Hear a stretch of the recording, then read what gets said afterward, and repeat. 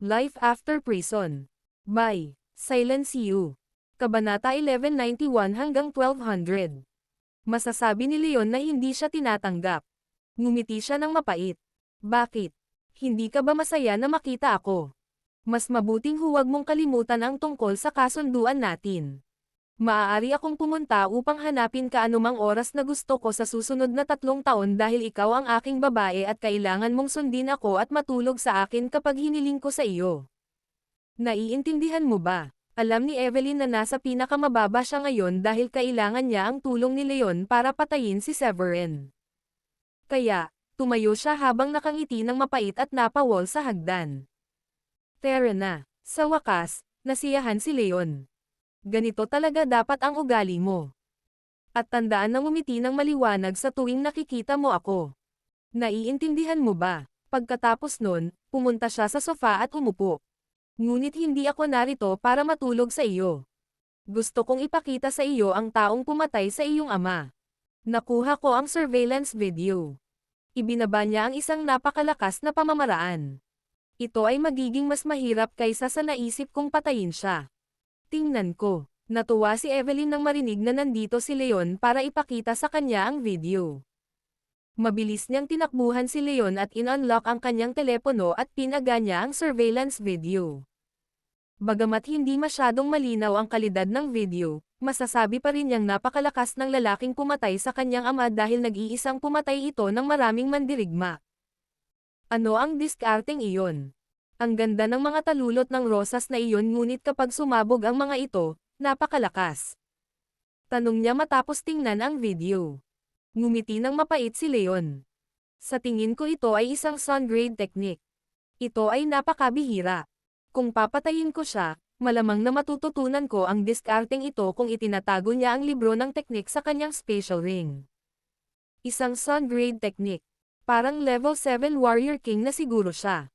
Hindi nakapagtataka, madali niyang mapatay ang tatay ko at ang ibang tao. May saysay na ang lahat ngayon.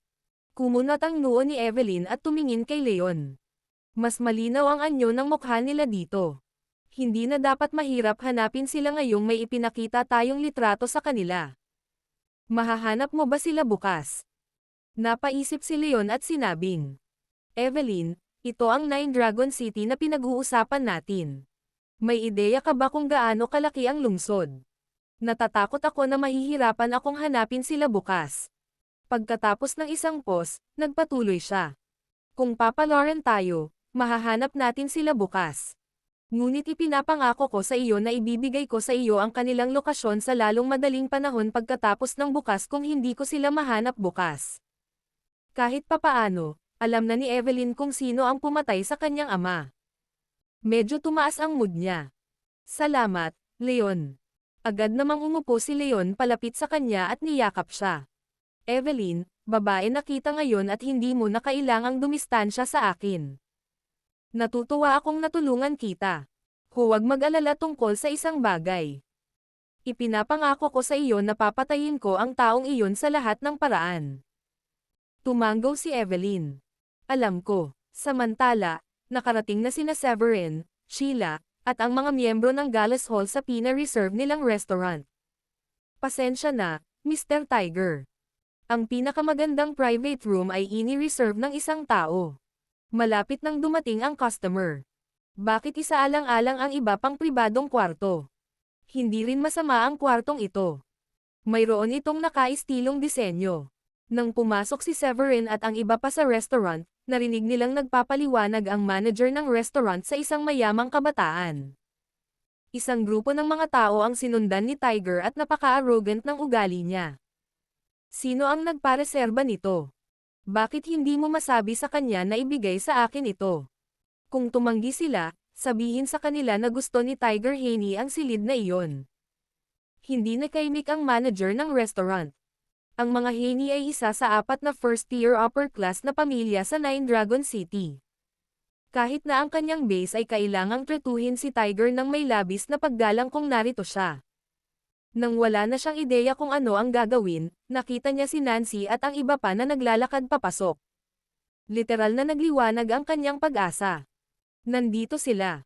Bakit hindi mo pag-usapan ito sa kanya? Tumingin sa likod si Tiger at ngumisi. At dito ko naisip kung sino ang nangahas na gamitin ang pinakamagandang pribadong silid na ito kapag gusto kong gamitin ito. Kaya, kayong mga batang babae na nagbubok ng silid. Nancy, mahal, matagal na kitang hindi nakikita. Sa sandaling makita ni Nancy si Tiger, ang kanyang pamasahe ay nagiging masungit. Ang tanging nagawa niya ay ngumiti ng nakakahiya. Mr. Tiger. Oo, matagal na mula noong huli kitang nakita. Mas kaakit-akit ka kaysa sa huling pagkakataon na nakita kita. Napangisi si Tiger. Huwag mo nang subukang halikan ang aking puwet. Ako ay prangka. Ikaw ba ang nagpareserba ng pinakamagandang pribadong kwarto? Ibigay mo sa akin ang silid at maaari mong piliin ang iba pang mga silid. Napakabalantuna ng kahilingan. Nakaramdam ng galit si Nancy na binyo-bully. Bukod dito, hindi man lang nag-alok ng anumang kabayaran si Tiger. Napangiti siya ng nakakahiya kasama ang nagngangalit ng ngipin. Mr. Tiger, pasensya na pero importanteng hapunan ito para sa amin kaya gusto talaga naming gamitin ang kwartong iyon. Hinawakan ni Tiger ang kanyang mukha ng matagal at mapang-uyam na sinabi. Kalokohan, babae. Sinisikap ko nang maging mabait dito. Dapat kang makaramdam ng karangalan na hayaan akong gamitin ang silid na iyon. Isa akong young master ng isang first-tier upper-class na pamilya. Sa tingin mo ba talaga hinihiling ko ito sa iyo? Ipinapalam ko lang sa iyo. Hahaha. Mr. Tiger, mayembro ba ito ng Gallas Hall? Akala ko babae lang ang ni-recruit nila. Bakit may kasamang lalaki? Tanong ng isa pang rich kid na naka-white tuxedo suit. Isa pang lalaki ang gumawa ng dirty joke. Iyon ay sinasabi na ang mga babaeng ito ay hindi kasing dalisay tulad ng inaakala namin. Sila ay magkakaroon pa rin ng pagnanais. Iyon lang ang paliwanag. Tumawa ng malakas si Tiger. Hahaha. Kailangan kong sabihin na ang mga babae mula sa Gallas Hall ay lahat ay napakagandang. Magaganda at may magagandang katawan. Kung handa silang baguhin ang kanilang pag-iisip at magbukas ng isang tindahan na nagbibigay ng espesyal na serbisyo sa mga lalaki, sigurado ako na ang kanilang negosyo ay magiging napakahusay. Galit na galit si Nancy at mariing nagngangalit ang mga ngipin. Ang mga mayayamang bata ay hindi makatwiran at walang katotohanan. Siya ay humakbang pasulong at mahigpit na hinawakan ang kanyang kamao na may espiritual na enerhiya na tumatakip dito. Tiger Haney. Sa tingin mo ba mabubuli mo kami sa gusto mo? Ha? Iminumungkahi mo ba na hindi ko kaya? Nagsasabi lang ako ng totoo.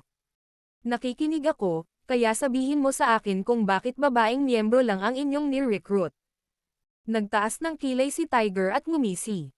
Hindi mo ako dapat sisihin kung masyado akong nag-iisip ng sobra kapag nagsama-sama ang isang grupo ng magagandang babae at bumuo ng isang gang. Tama. Hindi namin kasalanan na mag-isip ng ganyan. Nagmamadali ang lalaking naka-white tuxedo suit at sumang-ayon kay Tiger. Ang kanyang pamilya ay isang pangalawang tier na upper-class na pamilya. Siya ay isa sa mga kaibigan ni Tiger, palaging nakadikit at binobola si Tiger, at gumawa ng gulo kasama si Tiger. Napaka hindi makatwiran ninyo. Namula ang mga mata ni Nancy at pilit niyang pinipigilan ang galit sa pamamagitan ng paghawak ng mahigpit sa kamao niya. Sa kabila ng kahihiyan, hindi naglakas loob na hawakan o gawin ang anumang bagay sa mga mayayamang batang iyon. Ang Gallas Hall ay kilalang-kilala sa pagre-recruit lamang, mga babaeng miyembro dahil maraming tao ang nag-uusap sa likod niya o gumagawa ng maruruming biro tungkol sa kanila. Noong itinatag ng matandang wako ang Gallas Hall, tahasan niyang sinabi na pinapayagan lamang siyang mag-recruit ng mga babaeng miyembro. Kaya maaari lamang siyang sumunod sa panuntunan.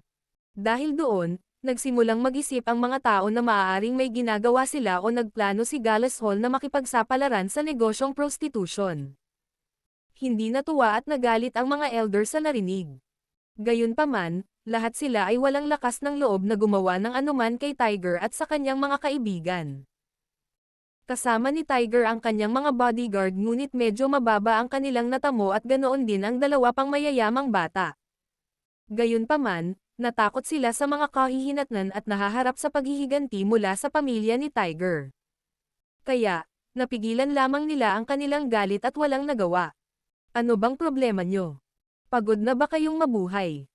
Biglang humakbang si Severin at malamig na tinitigan si Tiger at ang kanyang barkada. Nakakabaliw ka sa pakikipag-usap sa amin sa ganoong paraan. Alam mo ba kung sino kami? Lumapit ang lalaking naka-white tuxedo suit at mayabang na sabi.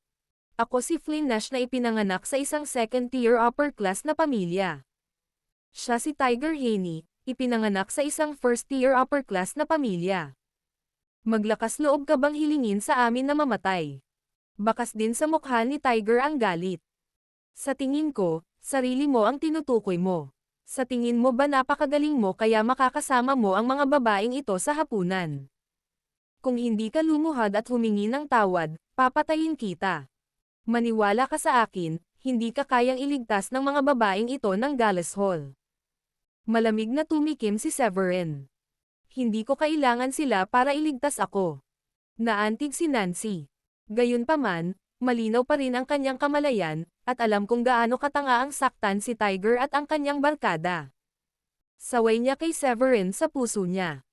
Ikaw na tandang lalaki. Hindi natin kayang saktan sila. Miss Nancy, siya ba ang iyong sugar baby? Naiilang ka ba kaya ka nakahanap ng lalaking magpapasaya sa'yo? Dapat pumunta ka at tinanong ako. Sigurado akong mas malakas ako kaysa sa kanya. O maaari mo ring tawagin si Tiger. Bulgar na panunuyan ni Flynn. Habang nagsasalita siya ay ginamit niya rin ang kanyang mga mata para aiskan ang katawan ni Nancy mula itaas hanggang ibaba. Ang kanyang pag-iisip ay napakalinaw. Mamatay. Ayaw ni Severin na makipag-usap pa sa kanila dahil masyado silang hindi makatwiran. Gumalaw siya sa isang iglap at humarap kay Flynn.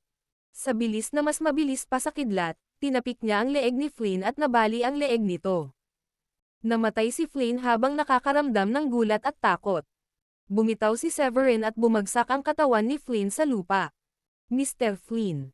Kasama rin ni Flynn ang kanyang mga bodyguard. Gayunpaman, hindi inakala ng mga bodyguard na may gagawin si Severin at ganap silang wala ng oras para mag-react o pigilan si Severin sa pagpatay kay Flynn. Nakatayo sila doon at napatingin sa katawan ni Flynn na parang gulat na gulat. Maaaring nilang matanggap ito kung hindi alam ni Severin kung sino si Flynn pero ngayon lang sinabi ni Flynn sa kanya. Wala silang ideya kung bakit magkakaroon ng lakas ng loob si Severin na patayin si Flynn. Patayin siya. Nagpalitan ng tingin ang mga bodyguard. Nagtaas sila ng kamay at sabay na inatake si Severin. Matapos ang ilang katok, ang bodyguard ay nakahandusay sa lupa nang walang anumang palatandaan ng buhay. Hindi pwede. Nagulat ang lahat mula sa Gallows Hall. Napaawang ang kanilang mga bibig at iniisip kung nanaginip ba sila. Talagang wala sa kanilang inaasahan na makitang mabilis kumilos si Severin. Bagamat napakasarap sa pakiramdam, nag-aalala rin sila at natatakot sa mga kahihinatnan. Ang tanging taong hindi ganoon din ang nararamdaman ay si Sheila. Humalukip-kap siya at mahinang ngumiti. Napakahusay. Hindi sila karapat-dapat mabuhay. Ako. Napatulala ang manager ng restaurant. Nakatayo siya doon at hindi alam kung ano ang sasabihin. Ito ay nawala sa kanyang kontrol at inaasahan. Ang may-ari ng restaurant na ito ay mula rin sa isang upper-class na pamilya ngunit ang kanyang pamilya ay hindi makapangyarihan bilang pamilya ni Tiger. Wind. Patayin ang lalaking ito. Paano niya mapapatay si Flynn? Hindi nakatiis si Tiger at inutusan niya ang isang kalbo sa likod niya. Tumingin si Severin kay Wind. Si Wind ang pinakamalakas na tao ni Tiger, isang level 3 warrior king. Sa katunayan siya ay itinuturing na napakalakas sa iba dahil si Flynn at ang kanyang mga bodyguard ay mga profound master lamang. Oo, sir. Isang hakbang pasulong ang hangin. Napakalakas din ng boses niya. Habang itinataas niya ang kanyang kamay, may mga kaluskos mula sa kanyang mga buko.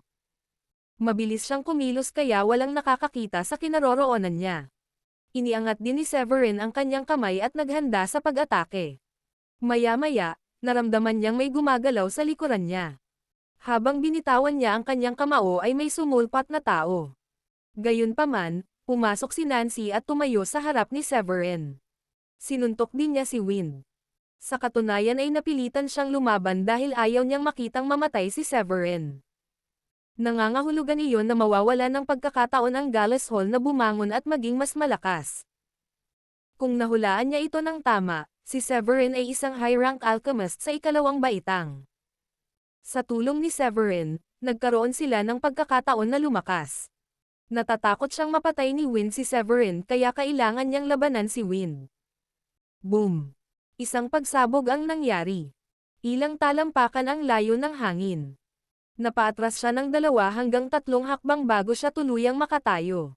Obviously, hindi siya ang kalaban ni Nancy dahil level 4 Warrior King si Nancy. Nancy, gusto mo ba talagang maging kaaway mo ang pamilya ko? Napangisi si Tiger at nagtanong. Kung sa bagay, si Nancy ay nakakaramdam din ng kawalang kasiyahan. Hindi niya gusto at hindi naisip na masaktan ang mga Heni. Ano ba, hindi rin niya gustong masaktan ang mga Nash. Gayunpaman, napilitan siyang lumaban sa mga sitwasyong iyon. Napangiti siya ng nakakahiya. Mr. Tiger, hindi namin gusto na masaktan ka namin. Ang lalaking ito dito ay ang Grand Elder ng Gallas Hall.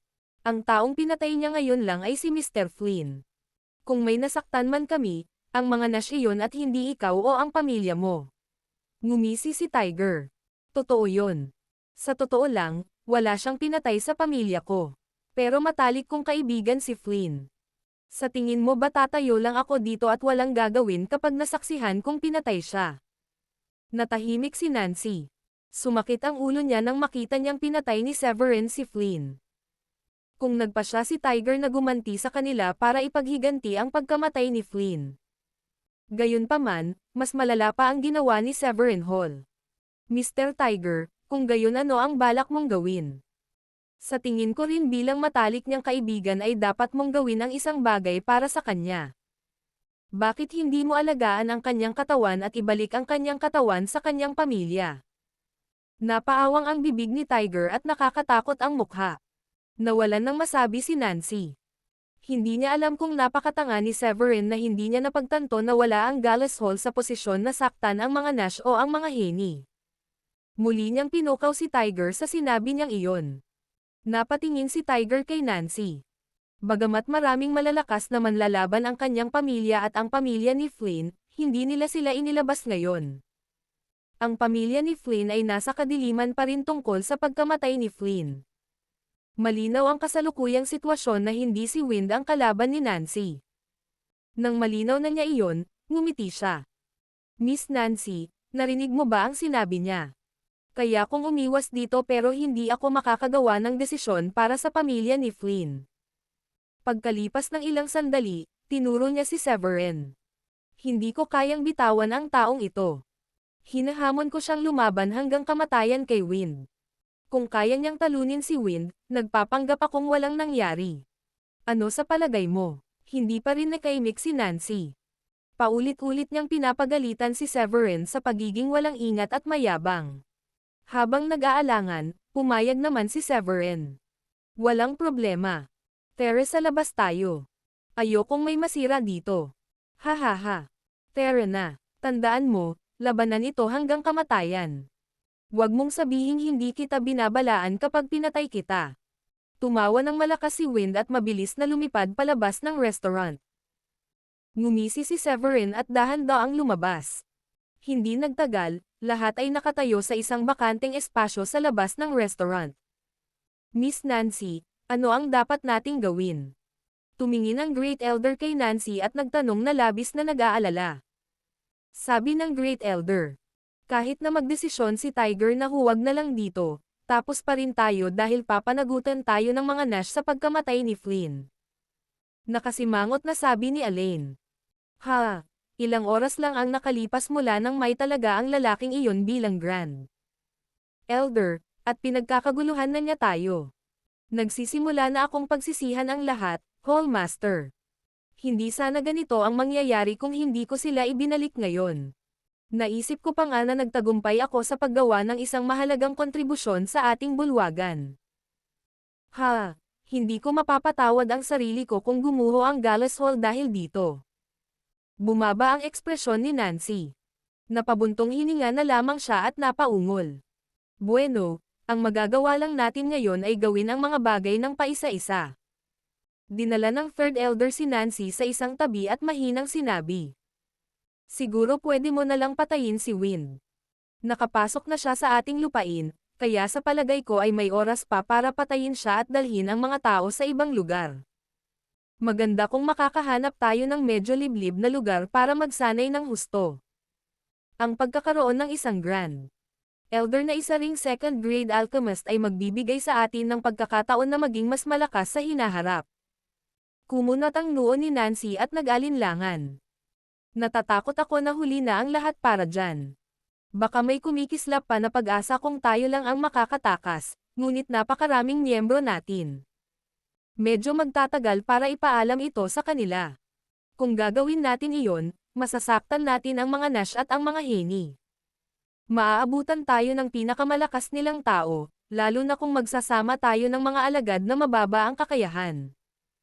Kasunod ng maikling paghinto, nagpatuloy si Nancy sa seryosong tono. Galisol ang natitira sa aking dugo, pawis, at luha. Hindi ko ito maiiwan. Patay na sana ako kung hindi ako nailigtas ng dating Hallmaster. Ipinagkatiwala niya sa akin ang gawain ng pagpapaunlad ng Galisol, at gusto niyang hayaan ko itong lumaki ng tuloy-tuloy. Hindi ko ito mapapabayaan ng ganoon. Nilinaw pa niya na ang Supreme Leader ay darating at hahanapin tayo. Nagulat ang lahat ng naroon, isang mabigat na sword energy ang bumungad sa kanila nang laslasin ni Severin ang kanyang espada. Ang napakalaking espiritual na enerhiyang tigre ng wind na may taas na ilang talampakan ay madaling natalo at nabawasan sa wala. Anong nangyayari? Nagulat ang mga nasa eksena sa kanilang nakita. Ang pag-atake ng isang level 3 Warrior King ay isang puwersa na dapat isaalang-alang, lalo na para sa isang tulad ni Wind na ang lakas ng pakikipaglaban ay nasa mas mataas na dulo ng level 3 Warrior King. Nakakagulat, kahit ang isang kasing lakas niya ay kayang talunin ni Severin ng ganoon kadali. Kalokohan. Mukhang natakot si Wind.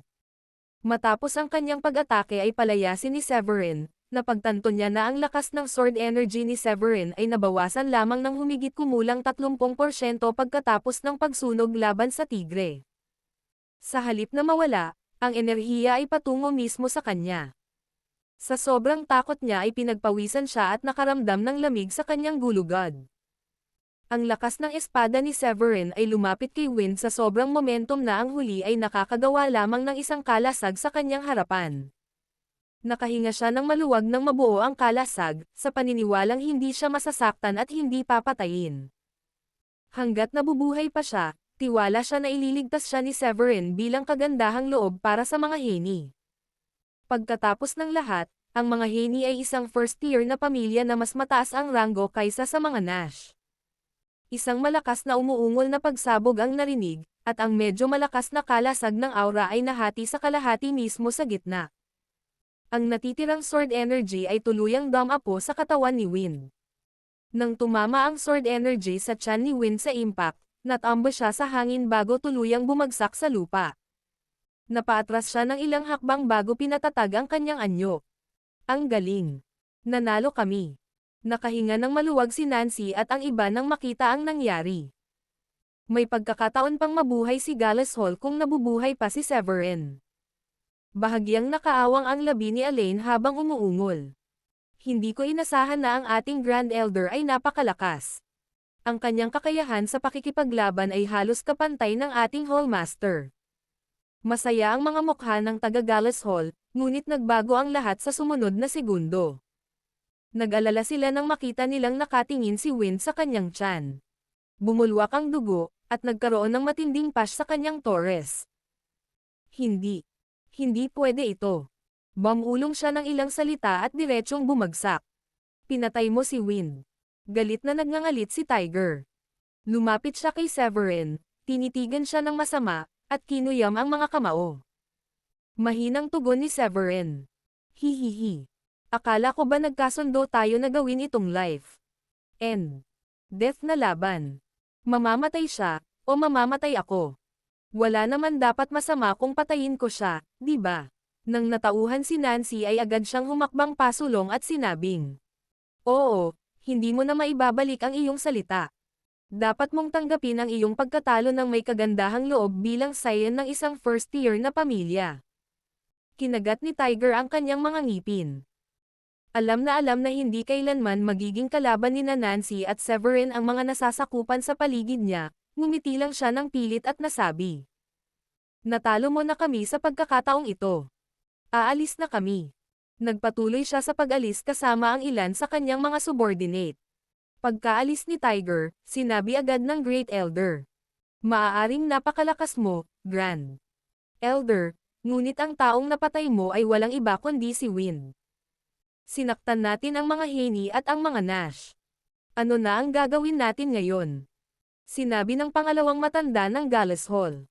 Sa palagay ko ay dapat tayong umalis kaagad sa lungsod na ito, kung hindi, tayo ay nasa ilalim ng 6 na talampakan kung umabot ito sa punto kung saan tayo ay pinatay ng 2 makapangyarihang pamilya.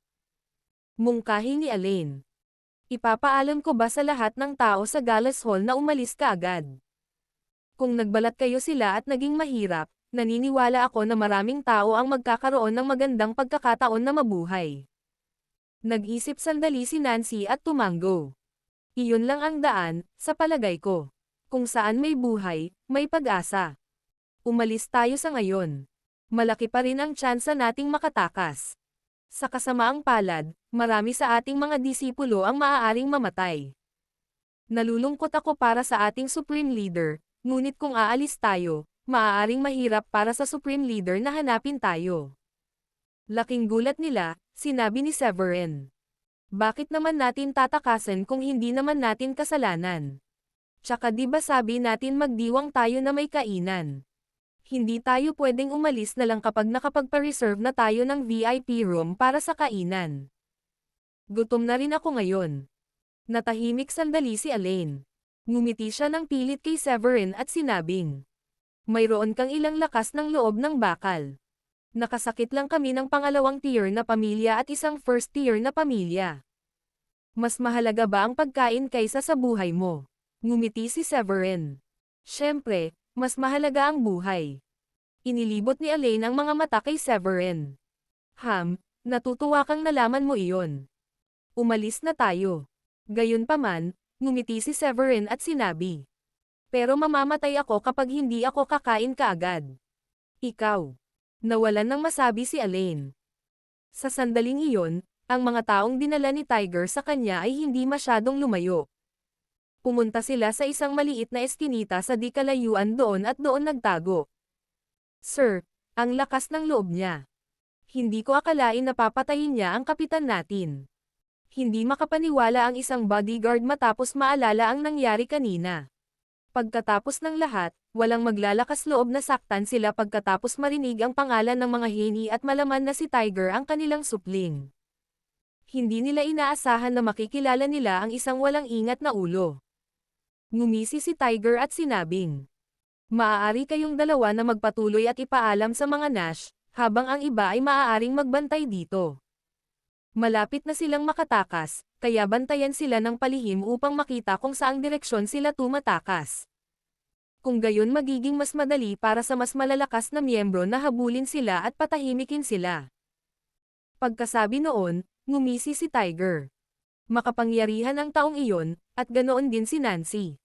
Gayunpaman, nasa level 4 o level 5 lang Warrior King sila. Umupo na lang muna tayo. Sapat na kung makukuha natin ang mga tao ng mga Nash. Oo, sir. Sabay-sabay na umalis noon ang 2 bodyguard. Ibinigay ni Tiger ang sitwasyon ng kaunti pang pag-iisip. May disenteng tagumpay si Wind, kaya dapat niyang ipaalam sa kanyang pamilya na patay na si Wind. Nakikita ko, paano kung magpadala ako ng ilang lalaki upang magbantay sa lahat ng 4 na pintuan ng lungsod? Kung sino man sa Gallas Hall ang gustong tumakas, ang ating mga tauhan ay malayang patayin sila kaagad.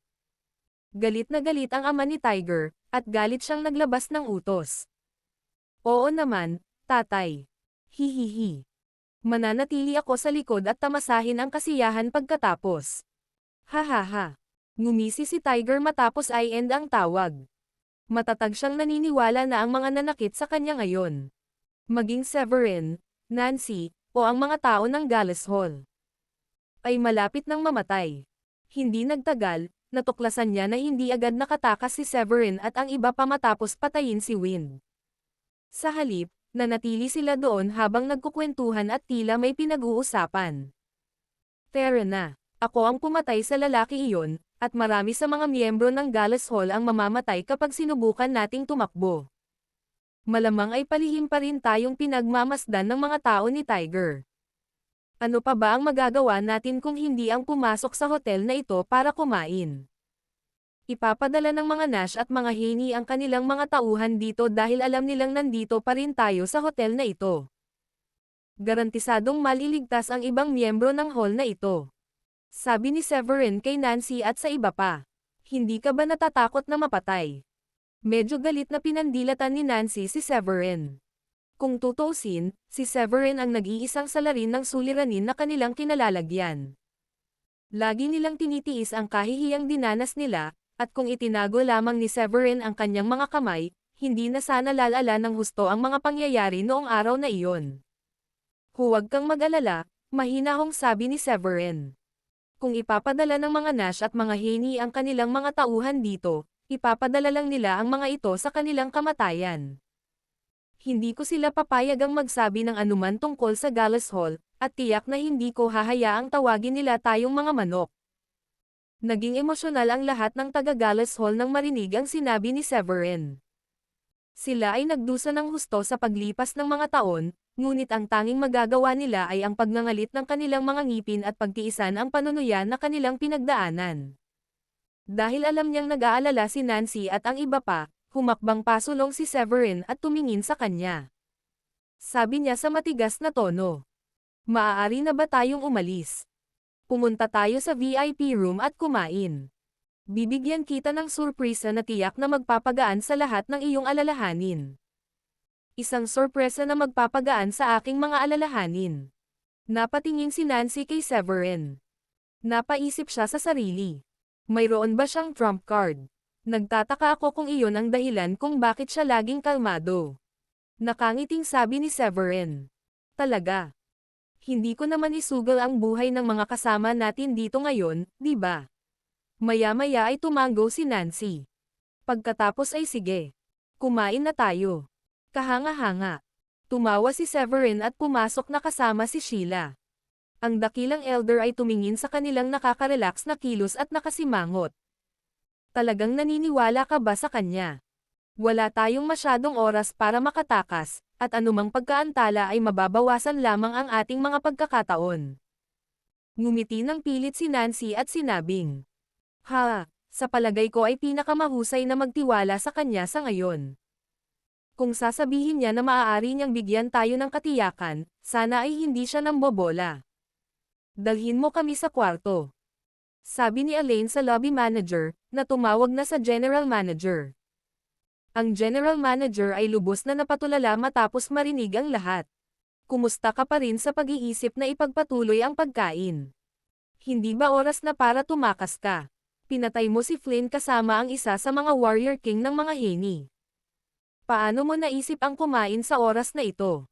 Napangiti si Nancy at sumagot. Sabihin lang sa iyong mga tao na maghanda ng pagkain. Ang lahat ng iba pa ay wala sa iyong pag-aalala. Hindi ka namin ay dadawat dito. Napangiti ng awkward ang general manager at sinabing, "Mabuti." Lumingon siya sa manager ng lobby at sinabing, "Pakiusap, mangyaring maglingkod sa kanila." Tumango ang manager ng lobby.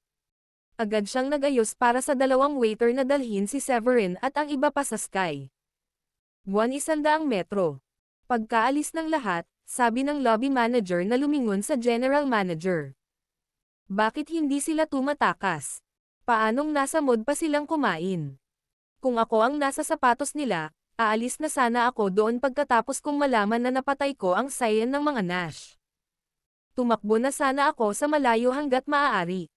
Maaari ding sa ibang bansa. Nag-isip sandali ang general manager bago nagkomento. Sa tingin mo ba ay sumuko na sila sa pagtutol? Marahil ay tinatrato nila ito bilang kanilang huling hapunan sa mga huling sandali ng kanilang buhay. Nag-isip sandali ang manager ng lobby at tuluyang tumango bilang pagsang-ayon. Sa tingin ko ito ay malamang. Kung tutuusin, Nasa huling dulo na para sa Gallus Hall kung nasaktan nila ang mga Nash o ang mga Henny. Na parang hindi sapat na masama, sinaktan nila ang magkabilang panig ng sabay. Pagdating sa isang malaki at marangyang private room, tumingin si Elaine sa dalawang magagandang waitress at sinabing, "Kunin ang red wine para sa amin ayon sa order na ginawa namin." Sabay na naintindihan ng dalawang waitress at umalis para gawin ang sinabi sa kanila. Nang wala na ang mga waitress, tinanong ni Nancy si Severin. "Sige, Grand Elder, anong katiyakan ang mayroon ka? Patunayan mo sa akin ngayon. Sana hindi ka nagsisinungaling sa akin. Bawat segundong naantala natin ay mababawasan lang ang pagkakataon nating mabuhay." Bahagyang ngumiti si Severin at naglabas ng special ring sa bulsa ng pantalon niya. Isinuot niya ang singsing sa kanyang daliri at nakangiting sinabi kay Nancy, "Ito ang katiyakan ko sa iyo." "Anong klaseng katiyakan yan? Hindi ba special ring lang yan?" Halos mabaliw ang Great Elder ng Gallus Hall nang makita niyang naglabas ng special ring si Severin para sa kanya. Malamig ding tinitigan ng pangalawang matanda si Severin at sinabing, "May ginagawa ka bang kalokohan sa amin? Malaya kang manligaw ng kamatayan kung gusto mo, ngunit walang dahilan para kaladkarin mo kami." Marami sa mga tagapag-alaga ang nagalit dahil hindi nila inaasahan na magdudulot ng kaguluhan si Severin sa bulwagan sa sandaling matanggap siya sa kanilang hanay. Gayunpaman, sa sandaling iyon, nanginginig ang katawan ni Nancy sa pananabik habang nakatingin sa special ring. Namumula na rin ang mga mata niya. Hindi ba iyon ang Draco Deus ring? Nauutol na tanong ni Nancy. Ano? Napasinghap ang lahat ng matatanda sa gulat. Sa huli, sabik na nagtanong ang Great Elder. Kakasabi mo lang ba na ito ang Draco Deus ring? Siya ang Supreme Leader. Agad na tanong ng pangalawang matanda. Hindi ba't matandang lalaki ang dapat na may singsing? Bakit ganoon siya sa kabata? Matagal nang nasanay si Sheila sa nagulat na mga tingin. Tumayo siya at nagpaliwanag. Well, siya ang bagong Supreme Leader. Ang nauna ay ipinasa sa kanya ang poses sayon. Ang lalaking nakikita mo sa harap mo ay ang taong hinihintay mo. Narito ka na sa wakas. Salamat sa Diyos. Nasa sabik na bulalas ni Nancy at agad na pinaluhod ang lahat. Pagbati, Supreme Leader. Pagbati, Supreme Leader. Isa-isang bumati ang ibang miyembro ng Gallus Hall pagkatapos noon. Nakangiting sabi ni Severin. Tumayo na kayo, mga kasama. Pagkatayo niya, sabi ni Nancy kay Severin. Ano ang iniisip mo nang sumali ka sa Gallus Hall para maging Grand Elder namin? Napakaseryosong sinungaling mo. Ngumiti din ng pilit ang Great Elder. Bakit hindi mo sinabi sa amin kanina? Kailangan mo bang magtagal para ibunyag ang iyong pagkakakilanlan? Natatawang sabi ni Severin. Gusto ko lang makitang nasa panig ang Gallus Hall. Sinadya ko kung makita kung nagkakaisa ba o hindi ang mga miyembro mo. Gusto ko ring maunawaan ang anumang problemang maaaring kaharipan mo. Pagkatapos ng isang pause, nagpatuloy si Severin. Hindi ko man lang binalak na ibunyag kung sino ako kung hindi lang kayo natakot kanina. Nakangiting sabi ni Nancy. Huwag kang mag-alala. Maaaring medyo nagdusay kami nitong mga nakaraang taon, ngunit masasabi kong nagkakaisa pa rin kami. Makakatiyak ka sa aspetong iyon. Tumingin si Elaine kay Severin at sinabing, bilang Supreme Leader, sigurado akong mas malakas ka kaysa sino man sa amin. Pero hindi ka ganoon katanda kaysa sa akin. Ang pinakamalakas sa mga tauhan ng mga Nash ay Level 7 Warrior King, kung saan dalawa sila. Ang susunod na pinakamalakas ay dalawang Level 6 Warrior King. Sigurado ka bang kaya mo silang harapin? Bago pa makapagpaliwanag si Severin, humakbang si Sheila at mayabang na sinabi. Siyempre. Lumuhad sa kanya ang kahit isang Level 8 Warrior King sa harap niya, at madali niyang gagawing magaan ang sino mang mas mababa ang natamo niyan.